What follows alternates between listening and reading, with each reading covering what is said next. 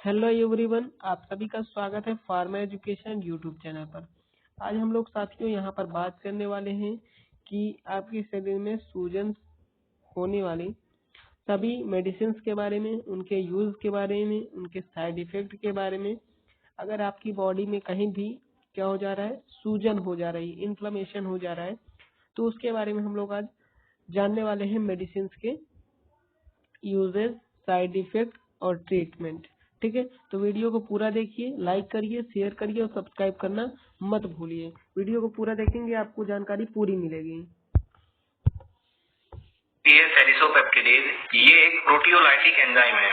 Proteolytic का मतलब है जो प्रोटीन का ब्रेक डाउन करता है, यानी कि जो प्रोटीन को तोड़ता है। अब ये एंजाइम है, ये कैसे पता लगा? आप बड़े ध्यान से देखिएगा, ये लिखा हुआ है सेरिसोपेप्टिडेज। सेरिसोपेप्टिडेज के लास्ट में एज वर्ड लिखा हुआ है, ठीक है, एज। तो जिस भी वर्ड के पीछे एज सफिक्स होता है वो एंजाइम होता है, ठीक है।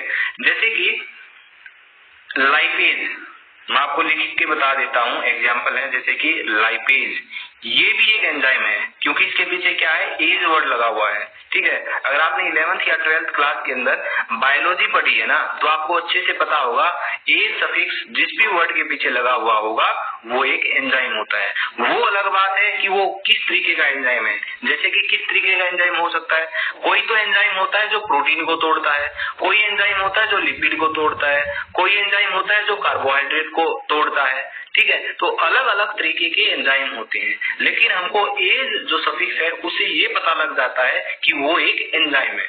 ठीक उसी प्रकार यहाँ पे आपको दिख रहा है सेरिसोपेप्टिडेज, ठीक है। तो एज वर्ड से हमको पता लगा कि एक एंजाइम है, और कौन सा एंजाइम है, प्रोटियोलाइटिक एंजाइम है, यानी कि प्रोटीन को तोड़ने वाला ये एंजाइम होता है, ठीक है। अब इसके यूज की बात करते हैं, कहाँ कहाँ सेरिसोपेप्टिडेज का यूज किया जाता है। आपको यहाँ पे दिख भी रहा होगा, सेरिसोपेप्टिडेज टेबलेट है 10 mg के अंदर। तो इसका यूज की बात करते हैं, तो सेरिसोपेप्टिडेज टेबलेट का यूज किया जाता है स्वेलिंग के अंदर और पेन के अंदर, यानी कि बॉडी के अंदर कहीं भी सूजन है या फिर बॉडी के अंदर कहीं भी दर्द है, तो दर्द और सूजन को कम करने के लिए इस टेबलेट का यूज किया जाता है। तो यही इसका एक यूज है। आगे जो भी जितने भी यूज लिखे हैं ये पेन और स्वेलिंग से रिलेटेड ही है। एक एक करके मैं आपको इनको बता देता हूँ। जैसे कि ईयर स्वेलिंग, कान के अंदर अगर सूजन है वहां पे आप इसको यूज कर सकते हो। फेस स्वेलिंग, चेहरे पे सूजन हो गई है वहां पे यूज कर सकते हो। आई स्वेलिंग, आंखों में सूजन आ गई है, वहां पे उस सूजन को कम करने के लिए इस टेबलेट का इस्तेमाल किया जा सकता है। डेंटल डिजीज, डेंटल यानी कि दांतों के अंदर, जैसे कि दांतों के अंदर मसूड़ों के अंदर सूजन आ गई है तब इसका इस्तेमाल कर सकते हो। या फिर जो कोई डेंटल प्रॉब्लम है आपको कोई भी, और डेंटल डिजीज की वजह से आपका जो दांत है वो निकाल दिया गया है, ठीक है। तो टूथ एक्सट्रैक्शन के बाद भी जो पेन या स्वेलिंग होती है उसको कम करने के लिए भी डॉक्टर के द्वारा सेरिसोपेप्टिडेज का इस्तेमाल किया जाता है। जैसे बैक पेन, पीठ के अंदर दर्द है वहां यूज कर सकते हो।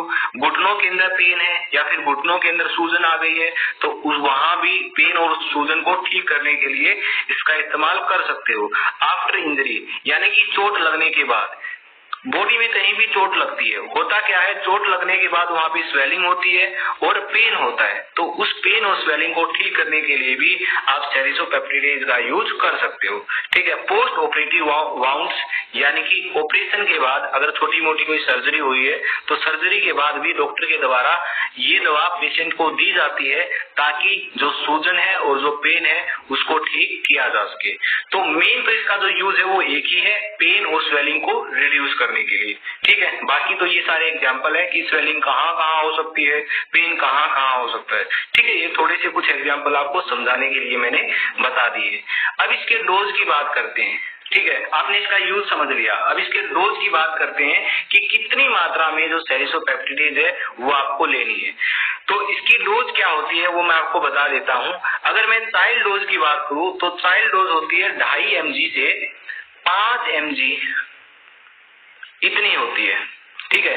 दिन में 2 या 3 बार डॉक्टर के द्वारा दी जाती है 2.5 mg से लेकर 5 mg तक, ठीक है। मोस्टली 2.5 mg ही दी जाती है, ठीक है। तो डॉक्टर अपने अनुसार देखता है कि बच्चे को 2 बार देनी है या फिर 3 बार देनी है। अगर वहीं पे मैं एडल्ट डोज की बात करूं, यानी कि 12 साल से ऊपर कोई भी व्यक्ति है वो एडल्ट डोज के अंदर इंक्लूड किया जाएगा। तो एडल्ट डोज जो दी जाती है वो 5 से 10 mg टिड दी जाती है, यानी कि दिन में 3 बार दी जाती है, ठीक है। जैसे 5 mg सुबह, 5 mg दोपहर और 5 mg शाम को। अगर ज्यादा ही सूजन है या फिर पेन है बॉडी के अंदर तो वहां पे फिर डॉक्टर के द्वारा 10 mg कर दी जाती है, वो भी दिन में 3 बार, 10 mg सुबह, 10 mg शाम को और 10 mg दोपहर। तो दिन में 3 बार जो ये डोज है सेरिसोपेप्टिडेज की ये दी जाती है। अब यहाँ पे एक बात नोट करने वाली है कि जो ये सेरिसोपेप्टिडेज है ये हमें खाली पेट लेनी चाहिए या फिर खाना खाने के बाद लेनी चाहिए, ये आपको जानना बहुत जरूरी है। तो मैं आपको बता देता हूँ, जो ये दवा है या तो आप इसको खाली पेट ले सकते हो, यानी कि खाना खाने से आधा घंटे पहले आप इसको ले सकते हो, ठीक है। अगर आपने खाना खा लिया है उसके बाद भी आप ले सकते हो, लेकिन यहाँ पे खाना खाने के बाद आप 2 घंटे के बाद लोगे। खाना खाने के 2 घंटे के अंदर अंदर आप दवा नहीं लेनी है, ठीक है। 2 कंडीशन है, या तो खाना खाने से आधा घंटा पहले लो या फिर खाना खाने के 2 घंटे बाद आपको ये जो दवा है ये लेनी है, ठीक है। अगर आप इसको खाना खाने से पहले लेते हो तो भी अच्छा रिजल्ट शो करती है, और खाना खाने के 2 घंटे बाद अगर आप इसको लेते हो तो भी ये अच्छा रिजल्ट शो करती है। तो इसका जो लेने का तरीका है वो आपको मालूम होना चाहिए और ये आपको याद भी होना चाहिए, ठीक है। खाली पेट भी ले सकते हो और खाना खाने के बाद, लेकिन खाना खाने के 2 घंटे बाद, राइट। आगे बात करते हैं साइड इफेक्ट की। क्या क्या इसके साइड इफेक्ट हो सकते हैं। देखिए, नोजिया यानी कि फील ऑफ वोमिटिंग, जी मिचला सकता है, उल्टी आ सकती है, स्किन पे रैशेज, लाल लाल दाने हो सकते हैं, डायरिया यानी कि लूज मोशन ये हो सकता है, स्टमक का जो पेन है उसके अंदर डिस्कम्फर्ट हो सकता है, लॉस ऑफ एपेटाइट यानी कि जो भूख है वो कम लगेगी। तो इनमें से कोई भी साइड इफेक्ट अगर आपको देखने को मिलता है सेरिसोपेप्टिडेज दवा लेने के बाद तो तुरंत ही जो दवा है इसका इस्तेमाल बंद कर देना चाहिए, ठीक है। तो इनमें से कोई भी जो साइड इफेक्ट है वो हो सकता है, और जरूरी नहीं है कि सबको ही हो, किसी किसी को इनमें से कोई साइड इफेक्ट देखने को मिल सकता है, ओके। आगे बात करते हैं कॉन्ट्राइंडिकेशंस एंड वार्निंग की, यानी कि जो ये दवा है सेरिसोपेप्टिडेज ये कहाँ पे यूज नहीं करनी है, कहाँ पे ये कॉन्ट्राइंडिकेटेड है। अगर कोई पेशेंट खुद सेरिसोपेप्टिडेज से सेंसिटिव है, यानी कि उसे इसको एलर्जी है, तो उसको तो नहीं देनी चाहिए। दूसरा है हिपेटिक इंपेयरमेंट, यानी कि लीवर से रिलेटेड कोई भी डिजीज है तो उस पेशेंट को भी नहीं देनी चाहिए। सेकेंड है रीनल इंपेयरमेंट, यानी कि किडनी से रिलेटेड कोई भी डिजीज है तो उसको भी ये दवा नहीं देनी चाहिए। प्रेग्नेंट वुमेन है कोई या फिर ब्रेस्ट फीडिंग वुमेन है तो दोनों के अंदर ही ये कॉन्ट्राइंडिकेटेड होती है, इनके अंदर बिल्कुल भी ये दवा नहीं देनी है, ठीक है। ब्लड थिनर मेडिसिन, जो भी एंटीकोगुलेंट दवा होती है यानी कि जो ब्लड को पतला करती है, उन दवा के साथ भी जो ये दवा है सेरिसोपेप्टिडेज ये नहीं देनी चाहिए, ठीक है। तो दोनों ही जो दवा है ये साथ में कभी भी नहीं देनी चाहिए, इससे आपको बचना चाहिए, ठीक है।